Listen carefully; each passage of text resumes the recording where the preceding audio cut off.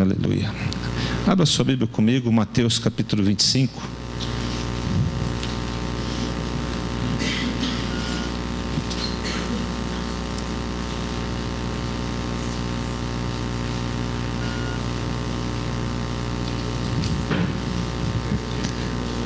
Mateus capítulo 25. As crianças já saíram? Já, né? A Jardine não está aqui porque está com a mãe lá na casa. Ela chegou agora à tarde e ela resolveu ficar com a mãe. Quero só incentivar você a pegar esse plano de leitura da Bíblia para o ano de 2013. E você pode começar aqui, hoje é dia 3 de fevereiro, não tem problema, começa hoje. Nem que você comece no meio de um livro. O importante é que você leia a Bíblia e comece um plano de leitura bíblica, isso está à disposição sua lá atrás. E quem ainda não pegou esse panfleto aqui? Então, por favor, antes de você sair, a hora que você estiver saindo, pegue esse panfleto e anote aqui atrás os seus pedidos, o seu plano para 2013 e aqui embaixo no laranja o nome da pessoa que você vai estar orando e agindo para que você a leve a Cristo durante esse ano de 2013. 2013 é o ano da uma vida. Diga assim, diga para o teu irmão assim, é uma vida para Jesus. Diga para o outro assim, você vai levar uma vida a Cristo esse ano. Amém? Não? Você disse amém? Pelo menos uma, amém? Eu vou trazer uma mensagem aqui, na verdade uma repetição de uma mensagem que eu trouxe para os jovens. Eu vou ministrá-la novamente, os jovens que me perdoem aí, vocês vão ouvi-la de novo, mas eu senti de Deus de ministrar novamente essa mensagem, mas agora para a igreja, e é uma mensagem que fala muito daquilo que nós estamos vivendo esse ano, a respeito do valor de uma vida, amém não? Querido, eu creio que você que está aqui essa noite, você chegou aqui com algumas situações na sua vida, ainda para serem resolvidas. Talvez você esteja sofrendo com uma situação. Eu quero dizer isso para você. Há uma diferença daquele que tem Cristo e aquele que não tem Cristo. Tem que haver essa diferença. Senão, a nossa vida com Cristo não vale muita coisa. Nós temos que proceder em momentos difíceis de uma forma diferente do que aquele que não conhece Jesus procede. Você tem um Consolador que vive dentro de você. Amém? Não? O Espírito de Deus vive aí dentro. E não importa qual seja a situação que você esteja atravessando, o Deus que vive dentro de você e que está aqui nessa noite, Ele é mais do que suficiente. Ele é infinitamente poderoso para resolver qualquer questão que você esteja atravessando. Amém? É por isso que o pastor Marcos entrou lá e viu uma diferença do semblante, da reação do Elisardo diante de uma iminente morte, né? Ele passou pelo vale da sombra da morte mesmo, e Jesus o acudiu ali, e ele foi socorrido, e ele está agradecido a Deus, porque sabemos que Paulo falava assim, eu não sei, eu estou em dúvida. Ele tinha uma dúvida, Paulo, e a dúvida era o seguinte, eu não sei se é melhor eu ir embora, se eu fico aqui, né? É tremendo ir para Jesus, porque ele sabia com convicção que ia estar com Cristo, mas também ele falou assim, por causa de vocês eu até fico aqui, para colaborar um pouquinho com a sua fé aqui na terra. Ele vivia em favor das pessoas. Se ele ficou no mundo mais um tempo, foi por causa das pessoas, dos seus contemporâneos, das pessoas que estavam ao seu redor, e da necessidade que havia da igreja naquele tempo. Então, se você está vivo, então viva para o reino de Deus, viva para suprir uma necessidade de alguém. Há uma necessidade na vida de alguém que você pode suprir, amém? Mas eu não sirvo para nada. Mentira do diabo. Há alguém que está sofrendo e que você cabe direitinho naquele lugar para suprir aquela necessidade, levar uma palavra e ser um consolador, ser um bálsamo na vida das pessoas. E o mundo está precisando de pessoas assim. Então aqui em Mateus capítulo 25, versículo 31, a leitura vai ser um pouco longa, por isso eu queria que você agora se desligasse. Se você está com o seu celular ligado, desligue o seu celular por alguns minutos só, né? 40 minutos no máximo que a gente vai trazer essa palavra, para você não perder aquilo que o Espírito Santo quer falar. Diga assim, a palavra diz assim: quando vier o Filho do Homem na sua majestade, o momento que a gente estiver lendo, começa a visualizar isso que nós estamos lendo, né? Eu gosto muito disso, isso me ajuda muito. Então pense da sua maneira, do seu jeito, quando Jesus vier na sua majestade e todos os anjos com ele, então se assentará no trono da sua glória, e todas as nações serão reunidas em sua presença, e ele separará uns dos outros, como o pastor separa dos cabritos as ovelhas, e porá as ovelhas à sua direita, mas os cabritos à sua esquerda. Então dirá o rei aos que estiverem à sua direita: vinde benditos de meu Pai, entrai na posse do reino que vos está preparado desde a fundação do mundo. Porque tive fome e me deste de comer, tive sede e me deste de beber, era forasteiro e me hospedastes, estava nu e me vestistes, enfermo e me visitaste, preso e foste ver-me. Então perguntarão os justos: Senhor, quando foi que te vimos com fome e te demos de comer? Ou com sede e te demos de beber? E quando te vimos forasteiro, te hospedamos, ou nu e te vestimos? E quando te vimos enfermo ou preso e te fomos visitar? O rei respondendo lhes dirá: em verdade vos afirmo, que sempre que o fizeste a um desses meus pequeninos irmãos, a mim o fizeste. Então o rei dirá também aos que estiverem à sua esquerda: apartai-vos de mim, malditos, para o fogo eterno, preparado para o diabo e seus anjos. Porque tive fome e não me deste de comer, tive sede e não me deste de beber, sendo forasteiro não me hospedastes, estando nu não me vestistes, achando-me enfermo e preso não foste ver-me. Então lhe perguntarão: Senhor, quando foi que te vimos com fome, com sede, forasteiro, nu, enfermo ou preso e não te assistimos? Então lhe responderá: em verdade vos digo que sempre que o deixastes de fazer a um desses mais pequeninos, a mim o deixastes de fazer. E irão estes para o castigo eterno, porém os justos para onde? Obrigado, Pai, por essa noite. Fala conosco, continua falando, Senhor. Obrigado por tudo que já foi dito através do louvor, tudo que o Senhor já recebeu aí, ó Deus, no teu trono, que saiu aqui dos nossos lábios, do nosso coração. Agora nós queremos abrir os nossos ouvidos. Diga assim comigo, igreja: Espírito Santo, o Senhor está aqui nesse lugar, nós temos certeza disso.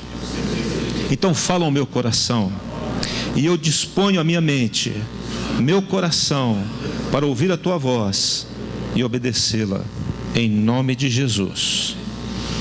Diz aqui: quando vier o Filho do Homem na sua majestade. Quem aqui conseguiu viajar um pouquinho nesse momento que nós lemos isso? Imagina, esse momento aqui é um momento histórico onde a grande tribulação terminou e vai se iniciar o milênio. É um momento do juízo final.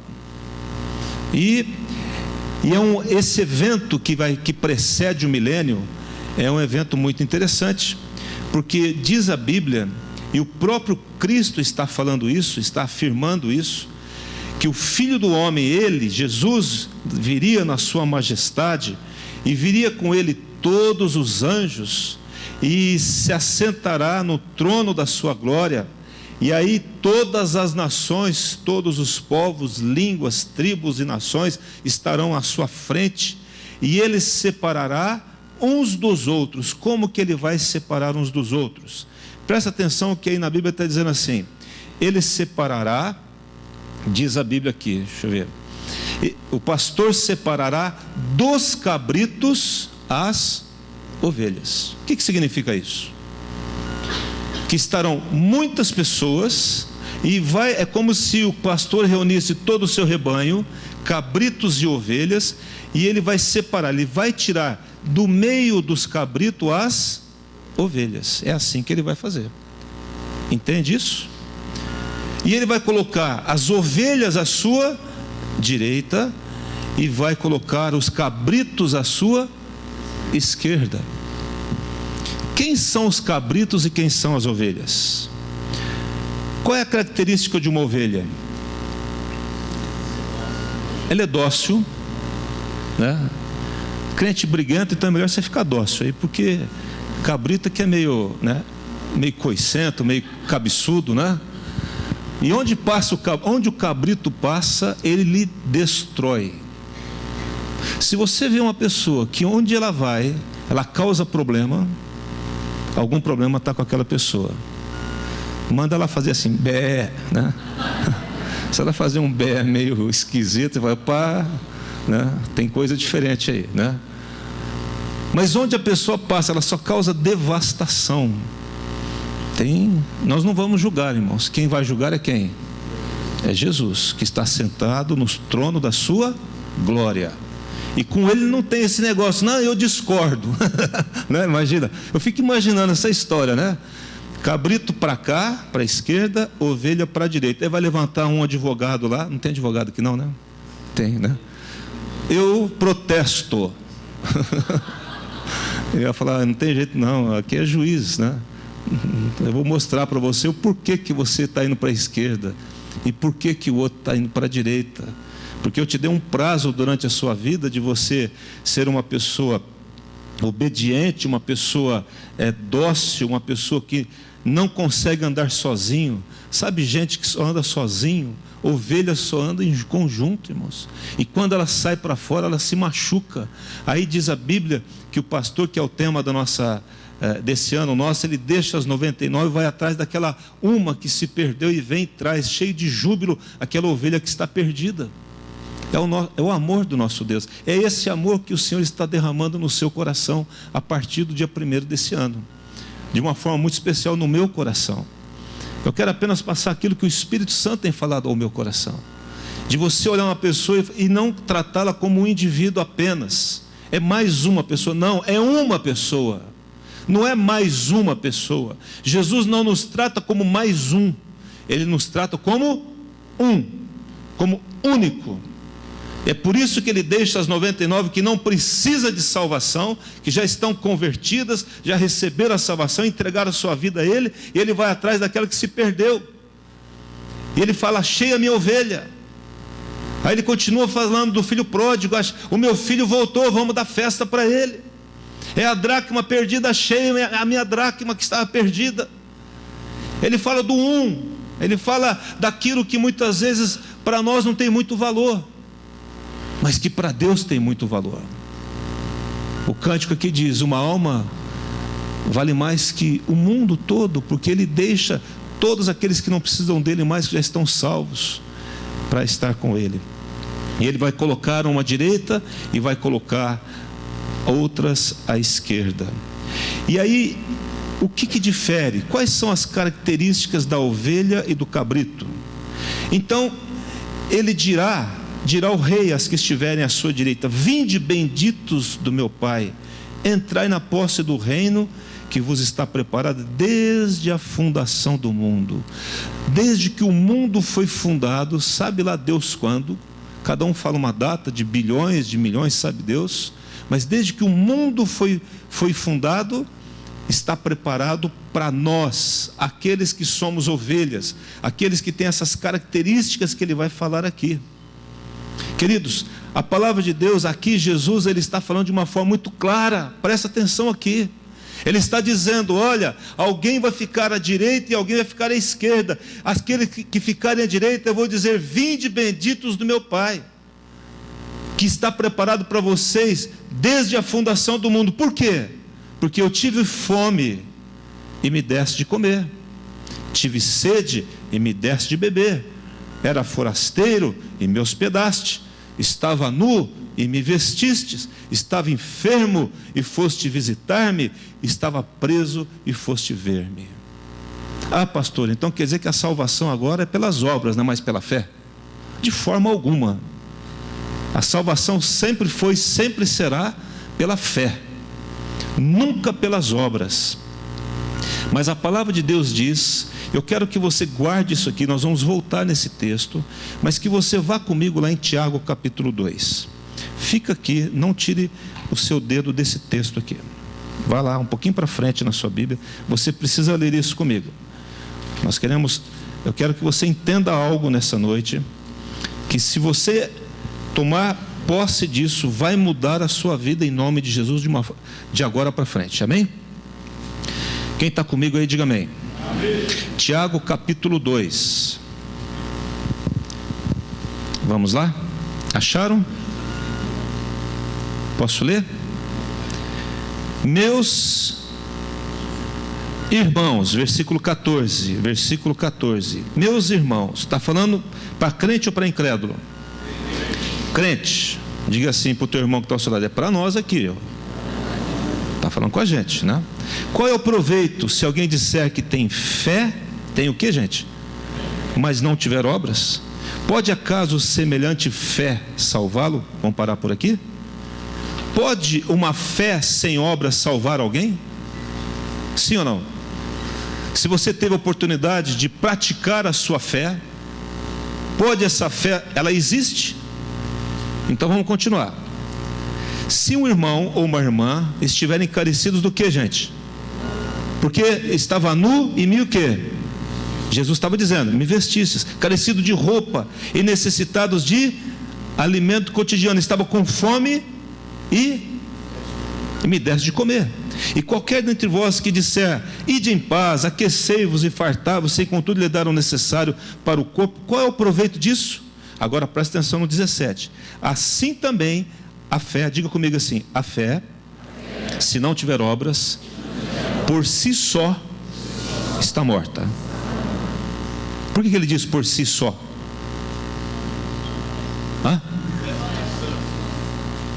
Então eu creio, eu fui batizado na igreja, eu creio, estou aí vivendo no mundão, fazendo o que dá na cabeça, não estou nem aí com a vontade de Deus, e agora eu vou para o céu porque eu fui batizado e porque eu creio. Legal. Será que isso é bíblico? Não? Vamos continuar na Bíblia. Não é eu que vou provar para você, é a própria palavra. 18, versículo 18. Mas alguém dirá: tu tens fé e eu tenho obras. Mostra-me a tua fé sem obras, e eu com obras te mostrarei o quê? A minha fé. Crês tu que Deus é um só? Quem crê que Deus é um só? Amém? Fazes bem, porque até os demônios creem e tremem. Até o diabo sabe disso. Versículo 20: queres, pois, mas o diabo não age segundo a vontade de Deus. Queres, pois, ficar certo, homem insensato, de que a fé sem obras é inoperante.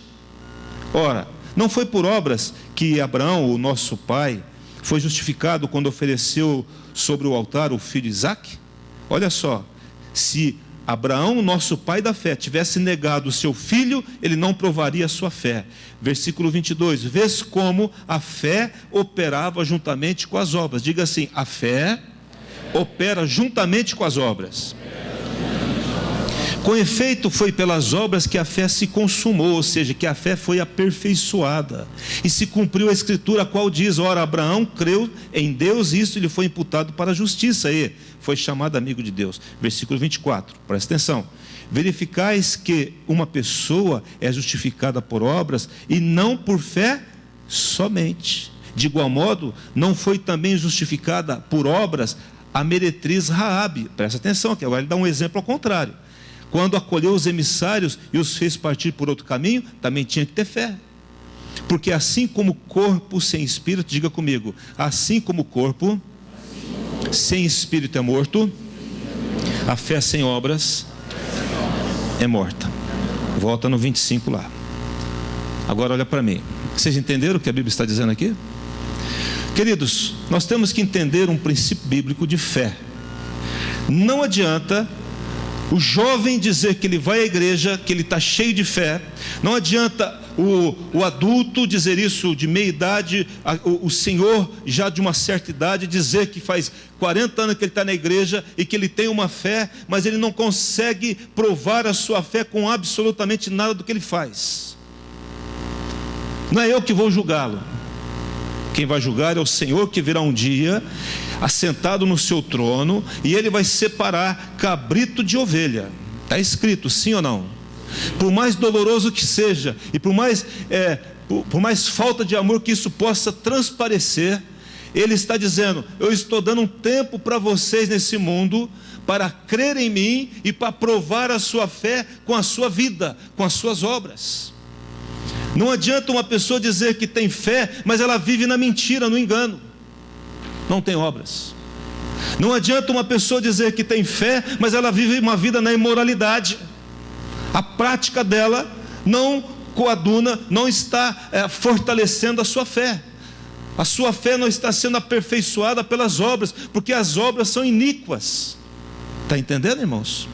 Não adianta uma pessoa dizer que crê em Deus. Por isso, quando uma pessoa vem aqui à frente e diz: eu recebo Jesus como Senhor e Salvador da minha vida, muito bem, glória a Deus. Agora você precisa fazer o quê? Continuar. Você tem que aprender quem é esse Deus, você tem que conhecê-lo melhor, você tem que obedecer e ir para o batismo. Você tem que sair do batismo e começar a aprender um pouco mais sobre Deus. E você tem que falar desse Deus a outras pessoas. E você tem que ter uma vida digna do reino de Deus. Ninguém vai mudar do dia para a noite. Vai mudar os seus hábitos ruins, a sua educação, quem sabe que foi comprometida de alguma forma, mas isso tem que ser mudado gradativamente, dia a dia. Isso vai sendo aperfeiçoado. A santificação é um processo. Eu tenho que estar mais santo hoje do que eu era o ano passado. Eu tenho que estar fazendo obras mais justas hoje do que eu fazia anteriormente. Os meus olhos têm que ser mais santos hoje do que era antes. A minha mente, as minhas atitudes têm que ser mudadas. E quando nós temos uma vida onde nós não estamos em conflito conosco mesmo, é um mau sinal. Conflito que eu digo eu não estou bem, eu preciso melhorar.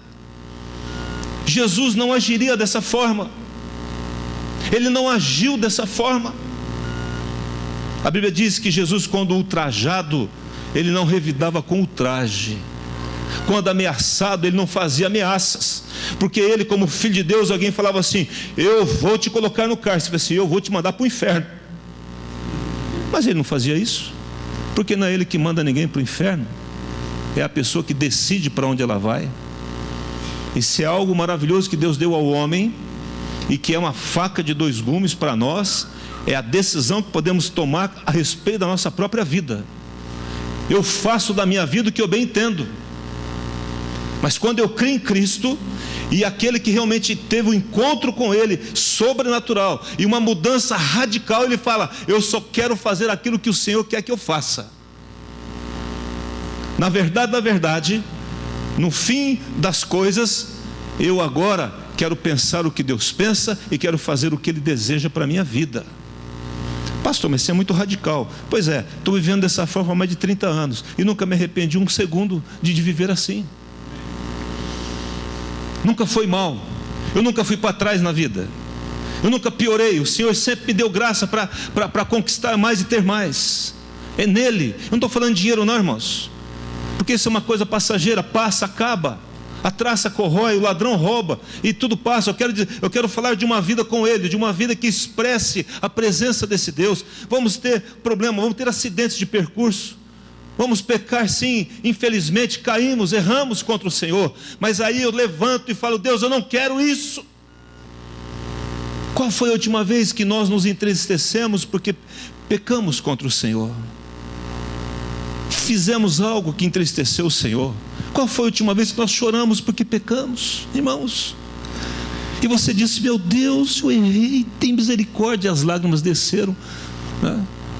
Não de um remorso, mas de um profundo arrependimento, porque Senhor, eu pequei contra o Senhor, contra a tua santidade, contra a tua palavra. Eu não deveria ter feito isso, eu fiz. Senhor, me perdoe.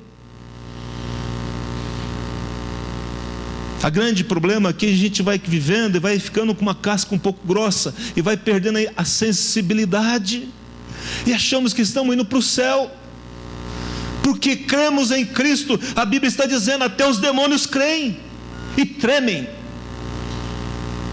mas eles não obedecem, eles não andam segundo a palavra de Deus. Cuidado, irmãos, porque às vezes Deus nos dá um presente, Ele se torna um ídolo para nós. Deus nos abençoa de alguma forma e aquilo se torna um tropeço para nós.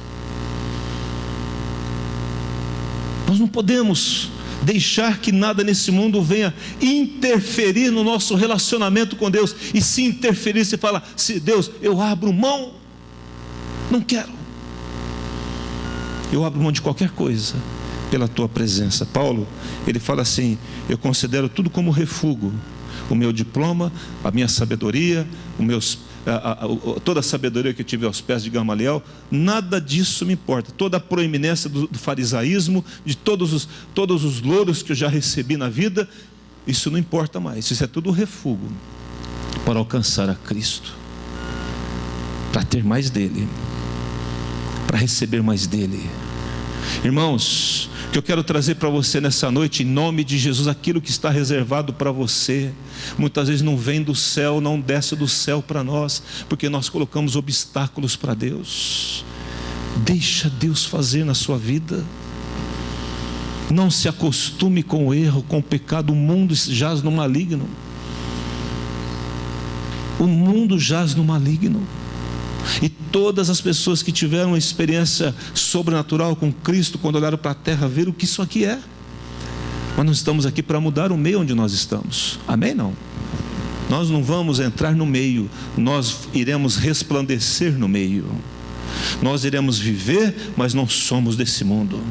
Nós não iremos enraizar-nos desse mundo, porque esse mundo vai passar. Amém? E ele está dizendo aqui que um dia ele vai separar um para o lado direito e outro do lado esquerdo. E lá em Tiago capítulo 2, prova de uma forma muito contundente de que aquele que está insensível à dor do outro, é porque está insensível a Deus. Aquele que não se dói pela dor do outro, está insensível. Não é essa comoção que está lá em Santa Maria, não. Não é isso não, irmão. Isso é uma catástrofe sem precedentes. Eu estou falando de uma vida aqui na rua. Eu estou falando do teu vizinho que precisa receber uma palavra, que nós estamos insensíveis a isso. Do meu vizinho, de cima, de baixo, de lado. Das duas velhinhas que moram porta a porta comigo, que daqui a pouco a Jardine vai lá e fala para elas. Elas têm a fé delas, mas eu tenho que chegar e falar de uma fé bíblica para elas. E vem aqui tomar um cafezinho, elas gostam, né? E chama a gente para tomar café. Talvez está ao seu lado. Jesus, queridos, ele revolucionou o mundo. E como é que Jesus revolucionou o mundo? Qual foi o homem nesse mundo, ou alguém nesse mundo, que dividiu a história em dois momentos? Antes de Cristo e depois de Cristo. Quem foi o homem que fez isso? Agora, Jesus, para dividir a história, ele foi um grande construtor, ele foi um grande pesquisador, ele descobriu alguma cura para algum vírus, para alguma bactéria que ninguém sabia. Jesus foi um grande empresário que conseguiu fazer monumentos na vida. Foi por isso que Jesus dividiu a história. Pelo que Jesus dividiu a história? Eu te pergunto. Pensa comigo, olha aqui para mim. Olha aqui. Pelo que Jesus dividiu a história? Porque ele escreveu algum livro muito importante que foi best-seller? Eu estava dando uma olhada na Saraiva, lá na livraria Saraiva. Livro que é best-seller hoje, o mês que vem já não é mais não. Passou. E quantos best-sellers nós já vimos aí? Que passaram e ninguém mais lê. Esqueceu-se dele. Não tem mais esse livro. Está aí no sebo, quem sabe? Mas esse livro está aí nas melhores livrarias, best-seller faz quantos anos? Queimaram, desacreditaram, pesquisaram, falaram mal, enxovalharam o livro, tentaram desacreditar do livro, e continua sendo o livro mais lido do mundo e mais vendido do mundo. Irmãos, como é que Jesus fez isso? Como é que o livro de Jesus continua sendo best-seller há tantas centenas de anos? Como é que o livro de Jesus continua sendo o livro mais lido do mundo? Como é que isso acontece? O que Jesus fez, irmãos? Vamos pensar. Qual foi o grande feito? Porque ele curou o enfermo, foi por isso? Foi porque ele ressuscitou um morto, foi por isso? Os mortos estão sendo ressuscitados hoje. Lá na África, em vários lugares, aí ressuscita morto. Gente está sendo curada. Mas por que um homem consegue fazer o que foi feito? Porque era filho de Deus? Não, ele era homem. Sim ou não? Mas o que tinha nesse homem que ele fez o que ele fez? E ele está aqui nessa noite. Sabe o que ele fez? Diga para o teu irmão assim: ele amou. E ele amou até o fim. Diga para o teu irmão assim: e ele amou até o fim. Diga assim: ele não desistiu de você. Ele não desistiu de mim. Ele dividiu a história. Ele continua sendo o que é, porque ele viveu aquilo que ele pregava. Ele era a essência do amor de Deus na terra. Você sabe o que Deus espera de você e de mim? Que nós sejamos o amor dele nessa terra. Mas a hora que alguém atravessa a nossa frente, na hora que o verde é meu e o vermelho é do outro, mas ele atravessa, meu irmão, aí o sangue vira vinagre, a coisa sai trem para o olho, né? Mas nos piores momentos da vida de Jesus, nos momentos de maior dor na vida dele, de maior sofrimento, ele vira para as pessoas e fala assim: Pai, perdoa-lhes. Irmãos, pensa comigo, irmãos, o homem crucificado, rasgado, chicoteado para tudo quanto é lado, humilhado, nu na cruz, ainda ele olha para todo mundo e fala: Pai, perdoa, porque não sabe o que estão fazendo. Olha, que Deus tenha misericórdia de nós. Alguém xinga a gente na rua, a gente quer sair para o braço, irmãos, pelo amor de Deus. A esposa fala atravessada, você levanta o olho desse tamanho assim e fala: se eu não sou crente, eu te acerto. Porque o bife está frio, o arroz não sei o quê, porque colocou coisa fora do lugar na geladeira. Pelo amor de Deus. Eu estou falando para mim, irmãos. É verdade.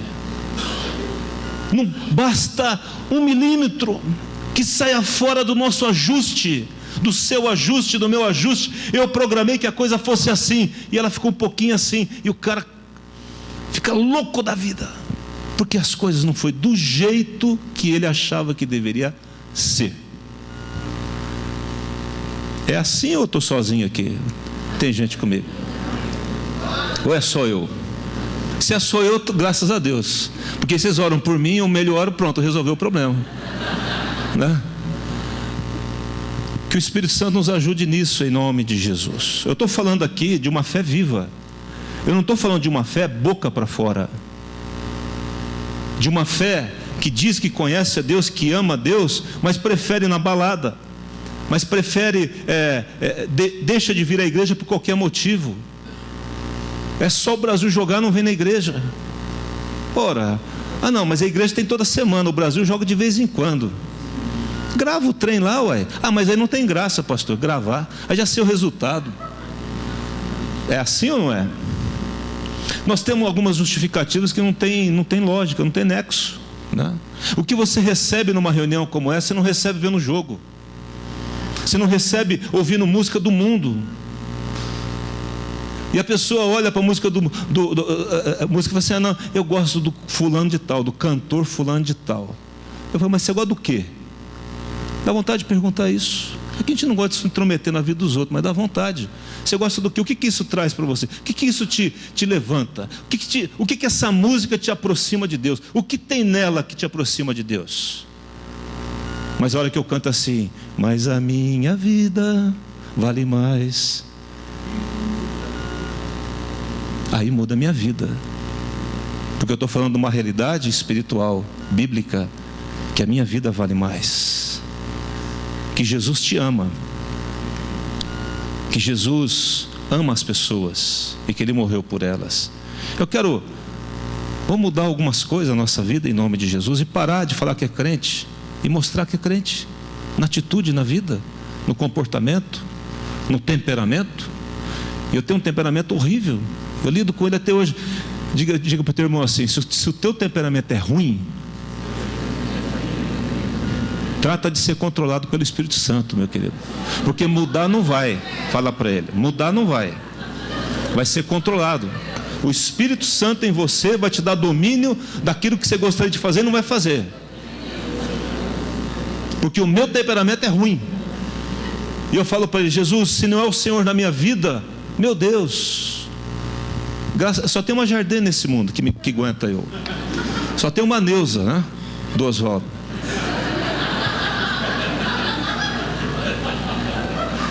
Oswaldo, a gente deve ter um terreno 10x5 no céu, mas as esposas devem ter uma fazenda lá, viu? Só de aguentar nós dois. Ixi. Mas eu tenho que ficar inconformado com isso. Eu não posso falar assim: não, está tudo bem, a minha esposa me aguenta e ela tem que me aguentar, porque casou, tem que aguentar agora. Não tem que aguentar nada. Toma vergonha na cara e muda, rapaz. Trata melhor sua esposa, trata melhor seu esposo. E é para as mulheres também. Vocês estão falando, fala Deus? Você está achando o quê? Vou pôr o óculos agora, hein?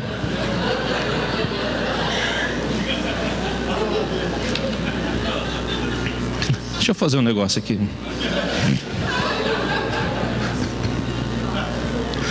Vou fazer um negócio aqui. Eu preciso de 6 pessoas, rapidinho aqui na frente. 6 pessoas. 6 gente. 6 gente aqui assim, ó.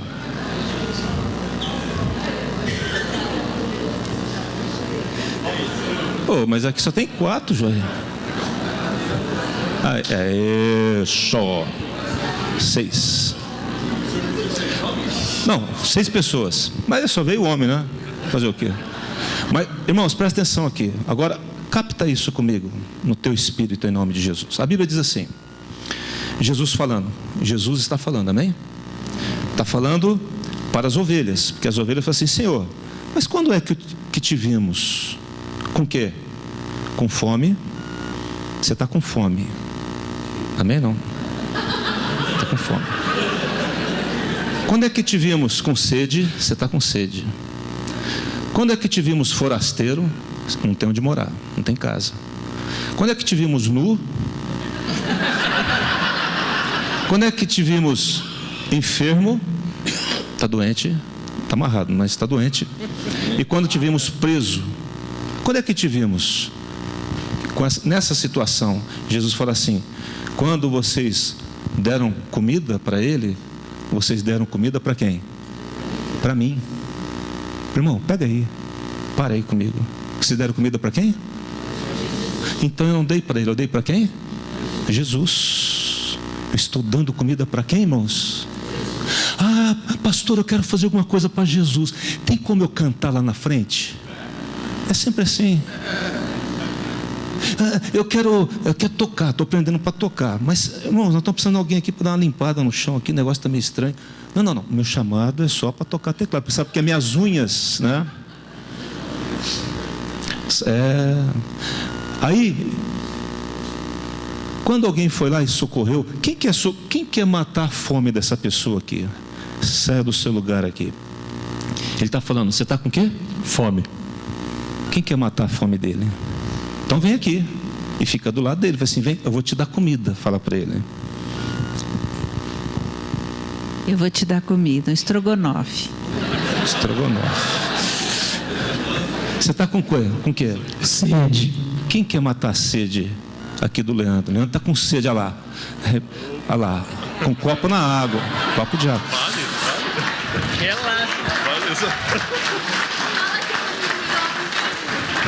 Fica do lado dele, Rebeca.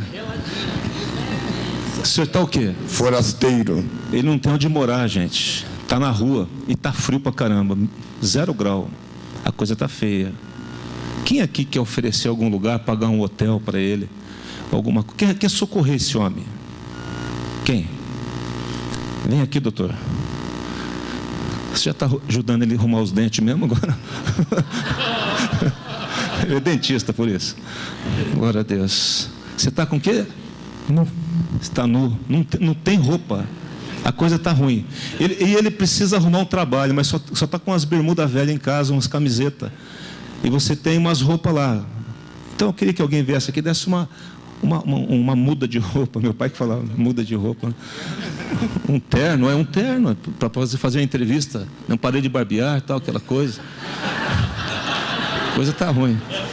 Quem quer tem um terno lá em casa, fala, meu Deus, esse terno está aqui, e está até incomodando o negócio lá, mas está bom o terno, não é terno furado, rasgado, com traças, não, coisa boa, e quer dar uma roupa para ele. Quem quer? Quem gostaria? Isso, vem cá. Então fala assim, eu quero te dar uma roupa. Isso. Estou enfermo, está doente. E a família, ele está trabalhando em Campinas, a família não é daqui, ele está sozinho no hospital. Quem quer fazer uma visita para esse enfermo aqui? Vem cá, Val. Eu vim aqui te fazer uma visita. Amém. Preso. Está preso. Olha, presta atenção aqui. Esse cara cometeu um delito muito sério. Um crime hediondo. Que nem a família quer saber dele mais. E o mundo está odiando esse cara.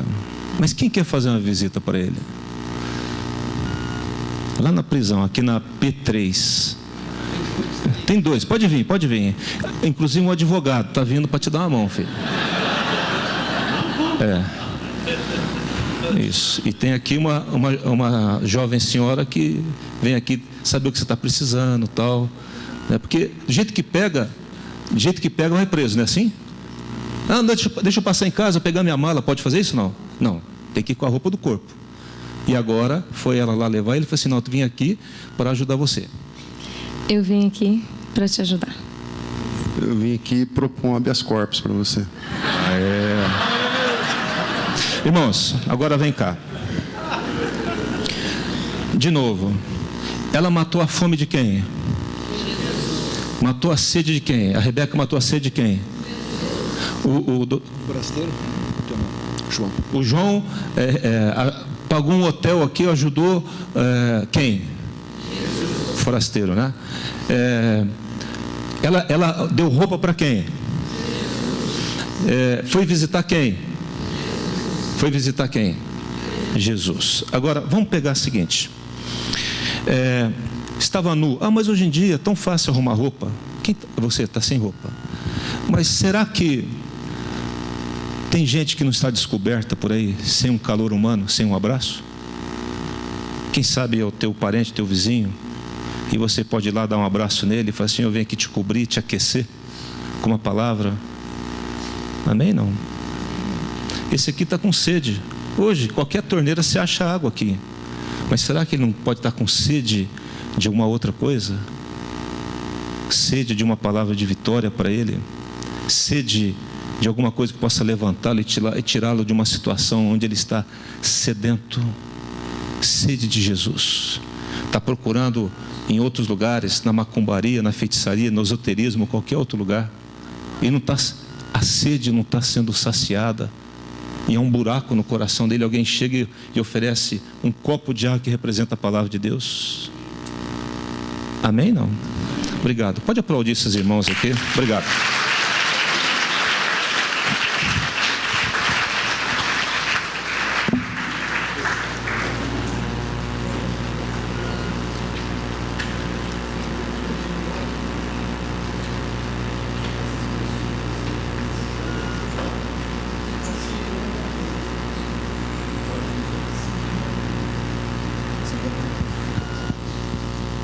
Está dizendo aqui que tem um trabalho missionário através da internet, e o Cláudio é responsável por uma dessas equipes, que pela internet você pode matar a sede e a fome de muita gente. 50 milhões de pessoas pedindo ajuda, pedindo socorro. Pessoas que um dia já estiveram na igreja, saíram, não conseguem voltar mais. Pessoas que nunca estiveram, pessoas que estão enganadas e que precisam de uma palavra de Deus. Procure o Cláudio. Quem sabe você tem dificuldade de sair de casa, pega o computador e vai liberar uma palavra de vida. O que eu quero mostrar para os irmãos, eu quero encerrar dizendo o seguinte, meu irmão, Antes de você fazer alguma coisa, pense um pouquinho nas pessoas. Eu disse aqui para os jovens, eu falei assim, a hora que você for comprar uma calça, sei lá, uma calça da Diesel, por exemplo, será que você não poderia se disponibilizar de comprar uma calça um pouquinho mais, de um preço um pouquinho menor e pegar a diferença, já que você tinha se disposto a pagar por aquela calça X, pegar um pouco desse dinheiro e ajudar uma pessoa que está necessitada? Abrir mão um pouquinho. Será que nós não temos dificuldade muitas vezes de ir num restaurante e gastar 50, 100 reais? Eu falei para o Paulinho, não é para engrandecer não, irmãos, mas eu falei para ele assim, eu quero bancar 2 jovens aqui no encontro da família, jovens que às vezes estão necessitados, querem ir, mas não tem recursos. Será que a gente não pode deixar de sair um final de semana e pegar esse dinheiro que iríamos sair e ajudar uma pessoa que está necessitada? E fazer alguma coisa por elas? Abrir mão um pouquinho daquilo que temos, irmãos. Nós podemos ajudar sim. E muitas vezes está debaixo do nosso nariz. Mas para nós compramos aquilo que é melhor e não tem nível de limite de valores, porque é para mim. Será que eu não posso abaixar um pouquinho o meu nível, se isso for necessário, e ajudar um necessitado, uma pessoa que está sofrendo? E buscar isso é só abrir os olhos, você enxerga. Está aí, está debaixo do nosso nariz. E vai chegar um dia, e o que eu disse? Em que Jesus vai estar no seu trono e Ele vai separar os cabritos das ovelhas. E Ele cita aqui que as características dessa ovelha, nesse texto aqui, são aquelas pessoas que se importaram com outras. E que quando ela olha uma pessoa, ela vê Jesus na vida daquela pessoa. Porque tudo que vocês fizeram desses meus pequeninos, a mim eu fizeste. Mas tudo que vocês deixaram de fazer, a mim vocês deixaram de fazer. E irão estes para o castigo eterno, e porém os justos para a vida eterna. Não porque, irmãos, é pelas obras, mas porque as obras testificam a minha fé. Vocês estão entendendo? Eles estão indo para o fogo eterno porque não tiveram fé, porque a fé deles foram vazias. Não foi uma fé contundente. Amém, não? Muitas vezes nós gastamos um dinheiro numa viagem, onde a gente poderia diminuir um pouquinho e falar assim, não, eu vou, quem sabe, até pagar uma viagem para alguém que não consegue ter férias, uma pessoa que está lidando com a vida, né? Enquanto a família, por exemplo, há pessoas que não têm como pagar 800 ou mais reais no encontro da família. Mas eu posso, quem sabe, ajudar essa pessoa aí a receber uma palavra de Deus ali. Amém, não? É só nós pensarmos um pouco. E Deus tem me feito ver uma pessoa. Diga assim comigo, é uma pessoa. Ah, mas em Campinas tem 5.000, mas eu estou fazendo para uma. Jesus está importando com uma. Não importa se tem 5.000, eu vou fazer para uma. É um que eu estou abençoando em nome de Jesus. Não importa quantos tenham, quantos presos existem na penitenciária, eu estou visitando um, e a Bíblia diz assim, ó, porque eu estive um preso. Vai lá e me veja. Faça uma visita para mim. Amém, não? Vai lá e faça uma visita para o irmão que está enfermo lá, e libere uma palavra de oração para ele. E quem sabe do lado dele tem alguém que está. Quantas vezes eu fui no hospital, eu orei pelo meu enfermo lá, pelo que eu fui fazer visita, olhei do lado da pessoa, estava assim, falei assim, eu posso orar com você também? O que elas falam? Normalmente, sim, porque elas estão precisando de uma palavra. Aí vem um sim, e com o sim vem uma palavra, onde eu comunico o evangelho para elas e oro com elas. E não só ela recebeu o benefício da cura, mas muito mais isso da vida eterna, que é o que conta. Amém, não? Eu posso fazer alguma coisa por alguém. Você pode, você deve e eu devo. Nós somos devedores a Deus por isso. Porque pelo tanto que Ele já fez por nós, misericórdia. Amém, não? Não fique tão olhando para o seu umbigo, para as suas necessidades. Eu penso o seguinte, E eu entendo isso na Bíblia pela vida de Jó. Quando Jó tirou os olhos da sua miséria de vida e orou pelos seus amigos, porque Deus iria matar os seus amigos, Deus mudou a sorte de Jó. Olhe em volta, se empatize quem está sofrendo do seu lado. Abra a mão, abra um abraço, abra um sorriso. Leve um bolo para alguém, ligue para a pessoa, se importe com ela, diga que ela é importante em nome de Jesus.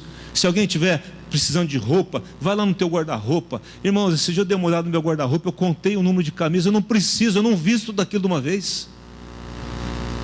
Acho que eu contei, sei lá quantas camisas, nem lembro, vou falar um número errado aqui, mas era mais de 15 camisas. Eu não visto 15 camisas, irmãos, não visto. Por que essas camisas estão penduradas aqui? E eu não dou nela, não dou para ninguém. Uma vez eu fui na casa de uma pessoa, ela tinha, é que a Jardine não está aqui, mas assim, mais de 100 pares de sapato. Era mais do que isso, eu estou falando por baixo para não errar o número. O que ela... Irmãos, tinha sapato de 1930. Aquele sapato não tem nada a ver mais. O pé dela cresceu, não cabe mais, irmãos. A pessoa engordou um pouquinho, já não cabe mais, não serve para nada. Doente. Doença, porque isso é meu, eu comprei, foi com o meu trabalho e tal coisa. E a pessoa está precisando de alguma coisa. Em nome de Jesus, eu quero que você tome uma posição nessa noite, de mudar isso na sua vida, no nome de Jesus. Amém? Não?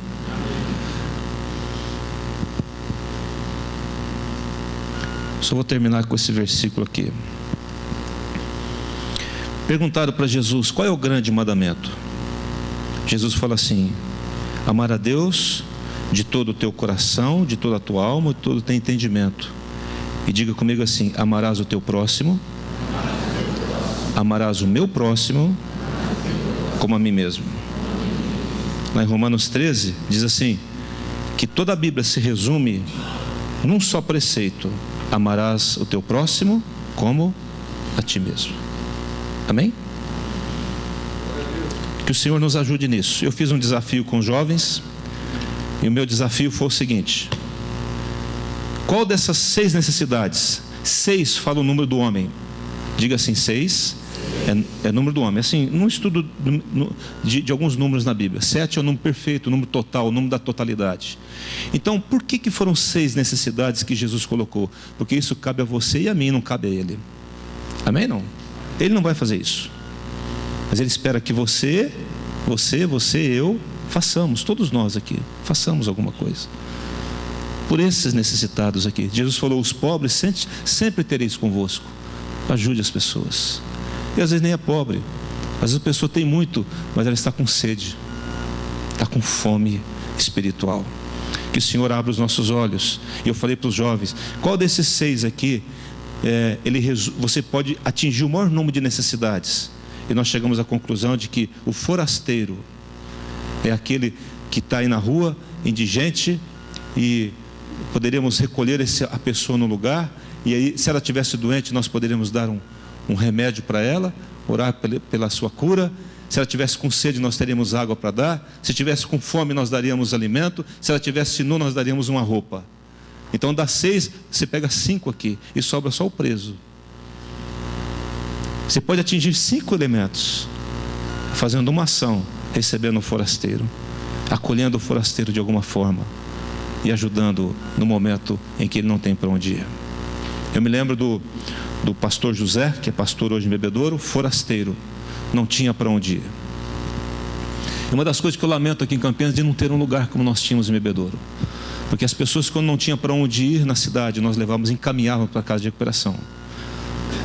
E o José chegou ali. Ele não era viciado em nada, ele não era alcoólatra, não era drogado, nada. Ele era viciado em andar. Você sabia que tem um demônio que age na vida da pessoa? E alguns estudiosos aí, as pessoas que mexem com demonologia, essas coisas, chamam ele de giramundo. É um demônio, o nome de um demônio. E a pessoa, uma vez... Quem já deu carona para andarilho de estrada aqui? Alguém já deu? Eu dei uma vez. Eu falei para ele: onde você vai? Não, eu vou para lá. Aí ele estava vindo de lá, eu peguei ele lá e trouxe ele na cidade e deixei ele no trevo da cidade. Tá bom. Saí com o carro devagarzinho, olhei e ele já estava voltando para outra cidade. Porque o negócio dele é andar. O negócio dele é andar. Ele não sabe nem por que ele está andando. Ele está andando, né? Mas o José era um desses que andava. Era o trecheiro que eles chamam. Aí ele ficou ali na igreja, passou uma tarde me esperando, a agenda estava cheia. No finalzinho da tarde estava indo embora. Eu falei assim, tem que atender esse homem. Aí, o que o senhor está querendo? Não, eu quero. Ele falou assim, eu quero uma oportunidade. Ele pediu quantas? Uma. E ele foi dado a oportunidade para ele. Vai fazer mais de 10 anos, ou mais de 15 anos provavelmente, que ele é pastor lá na Casa de Recuperação em Bebedouro, onde ele já ajudou a recuperar muitas pessoas. Não conheço um homem mais manso que o José. Não conheço. É que nem Moisés. E um homem que não quis se casar. Falta de pretendente não tem. Mulherado, olha, arrumou os dentes, ficou zeradinho, né? Um homem de oração, um homem cheio do Espírito Santo, mas não quer casar. Prerrogativa dele com Deus, mas está cuidando das pessoas ali naquela casa de recuperação. Vamos fazer isso em nome de Jesus? Porque tive fome e me deste de comer, tive sede, eras forasteiro, me hospedaste, nu, me vestiste, estava enfermo, foste ver-me, preso, foste visitar-me. Vamos orar em nome de Jesus?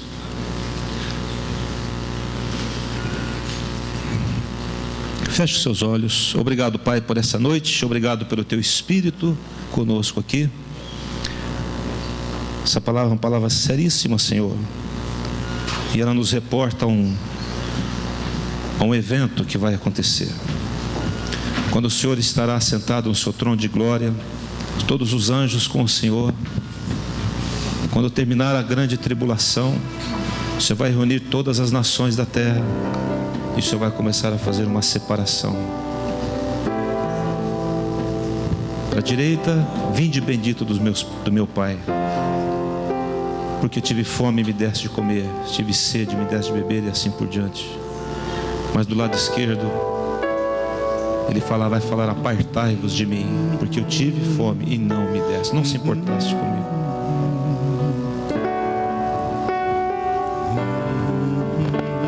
Oh Deus, traga a realidade desse texto, desse episódio, desse evento no coração de cada filho e filha tua agora. Pai, que não seja por medo, porque o texto final do texto é muito doloroso. Esses para o fogo eterno. Não seja por medo do fogo eterno, mas que isso seja feito por amor a Ti. Porque tudo que fizeste a um desses meus pequeninos, a mim o fizeste. Então, quando você olhar alguém na rua e você ajudar uma pessoa, você vai estar fazendo para Jesus. Agora abre os seus olhos aqui. Eu ministrei essa palavra no sábado. Passou domingo. Segunda-feira era aniversário de casamento no meio da Jardim. Nós fomos almoçar aqui no Bate-Papo. Almoçamos, tal, feliz da vida. 20, sei lá, acho que é 28 ou 29 anos de casado, não consigo guardar. Na hora que eu estou saindo, sai um homem na minha frente. E tinha um homem dizendo assim: me dá um dinheiro para eu comer. E o homem falou assim: depois eu te dou. E foi embora. Aí ele virou e murmurou um negócio assim: depois eu posso estar morto. Ele falou isso, baixinho, né? Mas eu ouvi. A Jardine ouviu. A hora que eu saí, ele falou: você não pode me ajudar, não? Eu falei: posso. Falei pro rapaz: dá uma marmitex para esse homem aqui. Aí veio a mensagem do sábado: tive fome. Mas é sem vergonha o cara, é vagabundo. Não importa, irmãos, não importa quem seja. Ele te pediu um prato de comida e não há como negar. Amém? Quem sabe você recebe uma cesta básica em casa, você nem usa, estraga. Caruncha o arroz, o feijão, sei lá. Dê para alguém, vai atrás de alguém. Tem gente precisando. A gente dá aqui, falta às vezes. Feche os seus olhos então.